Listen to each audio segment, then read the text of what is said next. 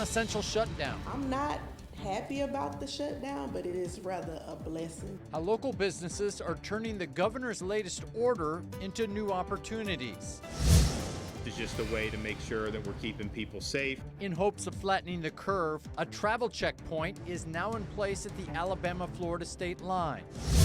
It would be chaos and mayhem, and that would drop this economy in a way, I think, that wouldn't recover for months, if not years. And the new restriction the president suggested for 3 hard-hit states. NBC 15 News at 10 starts now.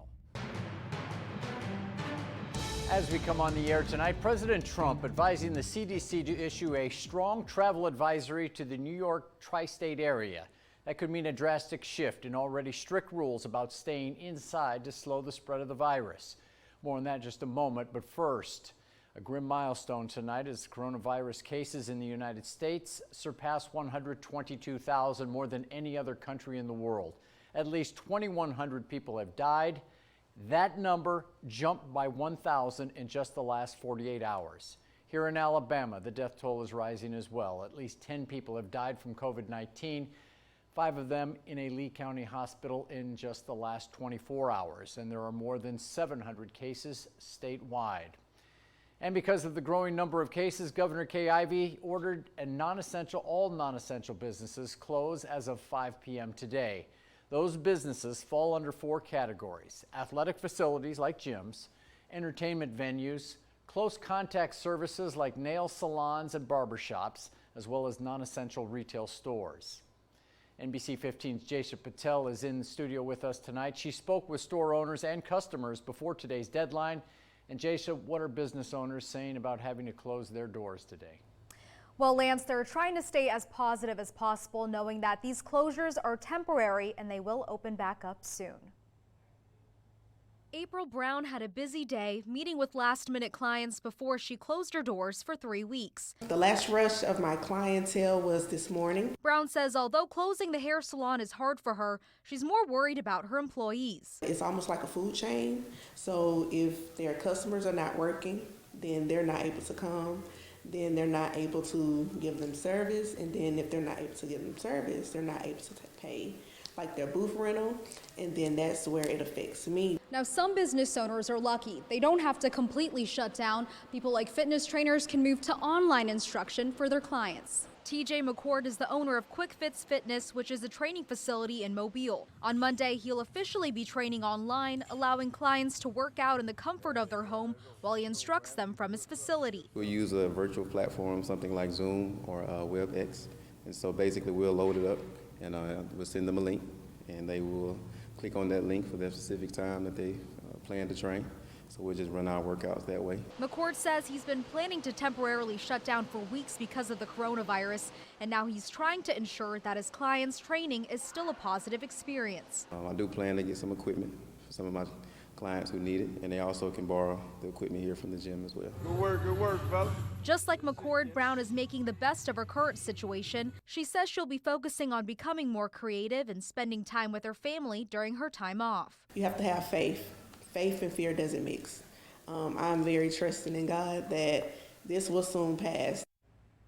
A reminder, all non-essential businesses are closed through April 17th. You can find the entire list of closures on our website at mynbc15.com. Lance?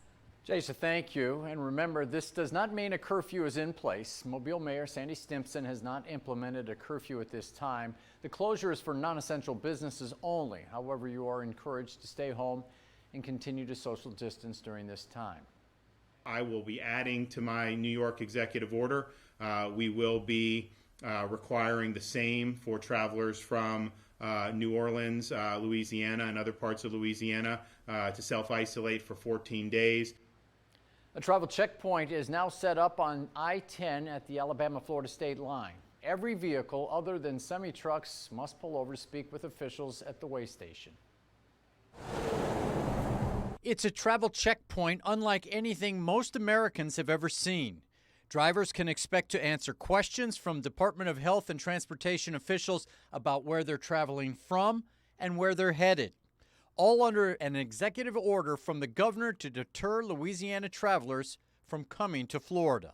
This is just a way to make sure that we're keeping people safe. New Orleans is obviously got a lot of problems. It may not be quite as widespread as New York City, but I think there was a concern in the Panhandle that this could impact them. The mandatory highway checkpoint is in response to a letter sent by Escambia County Administrator Janice Gilley. She asked the governor for travel restrictions for visitors coming from Louisiana, specifically asking him to require a 14-day self-quarantine. And I like how they're doing that so other people from states ain't bringing it here to Pensacola. We already have enough cases. Safety is the most important thing, and if it's being done for everyone to stay safe, I have no problem with it. Right now, the checkpoint at the state line on I-10 is the only reported checkpoint set up in our viewing area at this time. And Governor DeSantis says he also is suspending vacation rentals in Florida. That order will be in place for at least 2 weeks. It's a wonderful thing we've done for the workers and for the citizens. It's really potentially $6.2 trillion, and a lot of people are going to work, and it'll bring back the economy, I think, very fast. Financial relief is on the way for millions of Americans. President Trump signed the historic bill yesterday to help businesses and families during the pandemic. And with payments expected to go out in the next 3 weeks, some people are already planning how they'll use it. For people who are no longer working, the money will help cover monthly expenses like your rent, utilities, and other items. Our sister station in Birmingham spoke with a woman who worked at a daycare that's now closed and says her family is now down one income. It helped me a lot, especially like catching up on bills and stuff and just making sure my daughter has whatever she needs. It'd be very helpful. Ashley says the money will be used to fill the gaps and bring some comfort with so much uncertainty right now. And now back to the strong travel advisory issued for New York's tri-state area. The CDC is urging those residents not to travel there for at least 14 days. This comes after a threat by the president to quarantine those states, a threat he's backed down from for now. Sinclair National correspondent Christine Frizzell has the latest on this story. On the same day, a naval medical ship heads to his harbor. New York's governor dismissed the idea his residents could be told they can't leave. This would be a declaration of war on states. I don't believe it's legal. I think it would be economic chaos. I don't think the American people would stand for it. This after the president twice asserted he's considering taking much harsher measures to crack down. There's a possibility that sometime today we'll do a quarantine, short-term, 2 weeks on New York, probably New Jersey, certain parts, and Connecticut. Restrict travel. Connecticut's Governor Ned Lamont responding on Twitter that this type of confusion could lead to panic. Governor Andrew Cuomo said physical lockdowns of states, especially of New York, could send the stock market into free fall. It would be chaos and mayhem, and that would drop this economy in a way, I think, that wouldn't recover for months, if not years. New York, though, a growing target as cases there skyrocket. Rhode Island is taking it one step further. We're actually going to be going driveway to identify New York vehicles in driveways. Police and members of the National Guard knocking on those doors to let those inside know they're mandated to self-quarantine for 14 days. Cuomo pushing back. If they don't roll back that policy, I'm going to sue Rhode Island because that clearly is unconstitutional. All this as we approach day 14 of 15 for the White House Coronavirus Task Force, as officials work to finalize recommendations for the president and states on what actions to take next. On Capitol Hill, I'm Christine Frizzell.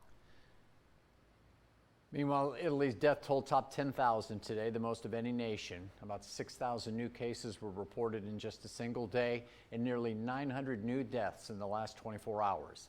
Efforts put in place across the country have yet not helped them turn the corner, though most Italians are staying home. The number of people getting the disease, however, continues to soar. NBC 15 News is committed to keeping you up to date on the very latest information. We have an entire section of our website, mynbc15.com, dedicated to the coronavirus. And breaking news tonight, a massive tornado ripped through Jackson County, Arkansas today. Several buildings, homes, and vehicles were severely damaged, but no reported injuries at this time. That same storm system is headed our way tomorrow, but thankfully it looks like we're just going to get the tail end of it. NBC 15 meteorologist Kelly Foster joins us now. And Kelly, that system won't be nearly as strong when it gets to us, right? No, it's not at all, Lance. In fact, we're going to get the tail end of that front, and that's going to bring some stray showers to the forecast. It's going to be another warm day along the Gulf Coast, just not as warm as it was today. We're not going to be tying any record highs tomorrow. But take a look. Clouds are going to continue to build in from the west, and again, all that energy will have expended itself before it arrives in our area. This is a look at noon. Notice some showers in and around Mobile, Fairhope, Gulf Shores over towards Pensacola. And then when we stop the clock at 3, showers from Gulf Shores over towards Destin. And you can see clouds from Mobile with a temperature of 80 by 5 o'clock. We're still holding at 80 degrees. Same for Fairhope with upper 70s. For the Atmore area, same for Evergreen. Tonight it's going to be mild, muggy. It's getting stickier. Spot showers with that front on Sunday. Storms will unleash on Tuesday. That's when our next weather maker arrives, and some of those storms could potentially be severe. So, Lance, it looks like March is going to be going out like a lion. We'll talk more about the timing of our next weather maker on Tuesday a little bit later in the show. That if we see people in groups, we're going to break them up. If we see a place that's too crowded, we're going to get people to disperse. Lives on the line, how police across the country are enforcing government rules during the pandemic. Salute to our veterans. Sponsored by Navigator Credit Union, guiding the Gulf Coast since 1939. NBC 15 is giving a salute to our veterans. And tonight we honor Warrant Officer Tommy Whidden. He served in the U.S. Army and died during the Vietnam War. He was from Pensacola. Thank you for your service and for giving the ultimate sacrifice, Warrant Officer Tommy Whidden.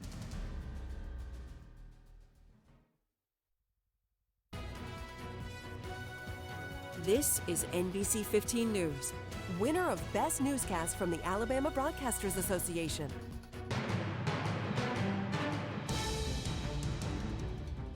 Police officers often put their lives on the line, but now it's making sure people obey government orders to stay home. There is no congregating allowed. Officers from New York to California are on the front lines keeping communities safe. That means breaking up large gatherings, cramped parks, and even monitoring businesses with growing lines. They will be issuing warnings and shutting down all repeat offenders. And while officers are helping citizens, a lot of them are getting sick doing so. More than 500 uniformed members of New York's police department have tested positive for COVID-19. Detective Cedric Dixon, a 23-year veteran with the NYPD, is the first uniformed officer to die. He was hospitalized in the Bronx before succumbing to the disease this morning. And when we emerge from this crisis, and make no mistake, we will emerge from this crisis, may we never forget the sacrifice of those workers who put themselves in harm's way to keep you and your family safe. 2 civilian employees have also died from the virus. In an America This Week interview, Eric Bolling spoke with Director of the White House National Economic Council, Larry Kudlow, about whether the stimulus checks will do enough to help Americans struggling to pay their bills. Tell us why this is going to be so important for not just the stock market, but for the workers and the greater good of the economy. Well, yeah, listen, this is aimed at helping workers and helping small businesses. This is a Main Street assistance plan. It's the largest of its kind, Eric, never before.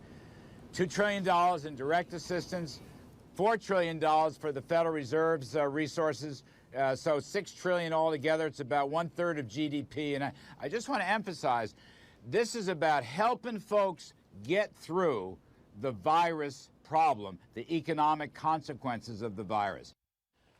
Now, the interview with Larry Kudlow is on our website, mynbc15.com right now. It also airs at 10:35 on our sister station, WEAR. And tonight we give a shout out to all the high school and college seniors set to graduate. Here are just some of the hundreds of photos we've received over the last 24 hours. You can send us a picture of your senior by downloading the free NBC 15 app. You click Explore at the bottom of the screen, then click Chime In. You can also visit mynbc15.com/chime-in. After you upload, check out the gallery and see the other seniors graduating this year. NBC 15 Weather with meteorologist Kelly Foster, certified most accurate forecast by Weather Rate. Going to be a warm final weekend of March, everybody. Take a look at the water vapor loop, and we're beginning to see more clouds, more moisture streaming in from the west. A lot of this is getting drawn northward from the Gulf of Mexico, and this front has really been the culprit for some active weather. We're going to get the tail end of it on Sunday, then we're going to have another front coming in on Tuesday, and that one's going to be more substantial. So the front tomorrow is going to bring sticky conditions, spot showers on Sunday. Storms will unleash on Tuesday. March is going to be going out like a lion. Not only storm action, strong to severe storms are possible. So make sure you're ready. We're giving you plenty of advance warning on this. Download our free NBC 15 weather app if you're not going to be able to watch us on the air, and you can watch us right there on your phone. So here's the deal as we wrap up the weekend. 20% chance of wet weather, 10% Monday, 60% on Tuesday, and then notice a 0% chance of rain for your Wednesday and Thursday. Wednesday, we are kicking off April. We'll have some cooler conditions. As you can see right now, Storm Prediction Center does have our area under a level 2 threat of severe weather. That's for Tuesday. We're going to continue to fine tune the forecast. This is still far out. There is going to be some changes to timing on this and hazards. So we will continue to let you know the latest. Here's a look at 10:30 tomorrow. There's that front, showers at ahead of it. We could see an isolated thunderstorm, but for now it looks like it's going to be primarily showers, and then more energy with this next system. This is Tuesday at 10:30 in the morning. Showers coming in. We could also be looking at some storms by lunchtime. By 3 o'clock it is east of Destin, and look at this. By 10 o'clock it's going to be moving off the eastern seaboard. Mild night tonight, 70 degrees. We are overnight low 71 for Pensacola. And then as we take a look at our high temperatures this time of the year, we should have a high of 74. So tomorrow 82. We're staying in the 80s through Tuesday. A cooler first few days of April. Loving our viewer photos. Gorgeous sunset, Greg Verchalis, and love the mossy oak there over the eastern shore. There is your 7-day tracker.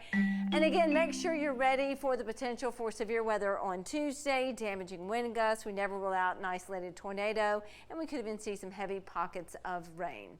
All right, well, NBC 15 Restaurant Rescue is helping local businesses through tough times right now. When you're hungry for some of the best brunch in town, check out Ruby Slipper Cafe in downtown Mobile. They're serving up delicious food for pickup or delivery, including iced coffee, and you can even build your own Bloody Marys. So give them a call and help them out. If you would like to see your business here on NBC 15 News or want to support your favorite restaurants, send us photos of their best dishes to restaurants@mynbc15.com. We'll be back.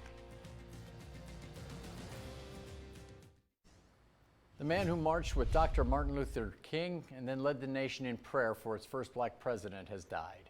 Reverend Joseph Lowry passed away Friday at the age of 98.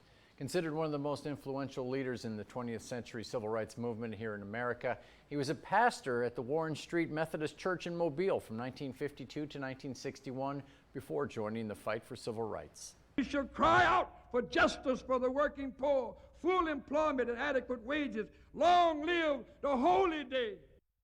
And don't forget, tomorrow there's a drive-in worship service, a safe way to practice your faith during the pandemic. It's being offered in a unique way at Hank Aaron Stadium. You can stay in your car, turn your radio station to the pastor, and watch the service on a Jumbotron. Services will be 9:30 and 11 tomorrow morning. We're going to have a fast-moving front zip across the area tomorrow, bringing a few spot showers. High's going to be in the low 80s. A 10% chance of a shower Monday. By Tuesday, we're going to have another cold front. This one is going to bring strong storms that could reach severe limits, so we want you ready for that. Wednesday, we begin April. We are going to be cooling down close to seasonal, and we're going to be staying in the 70s all the way through the upcoming weekend. Lance. All right, Kelly, thanks a lot, and thanks for watching, everyone. Don't forget, for the very latest overnight news, check out our website. Have a great night and stay healthy.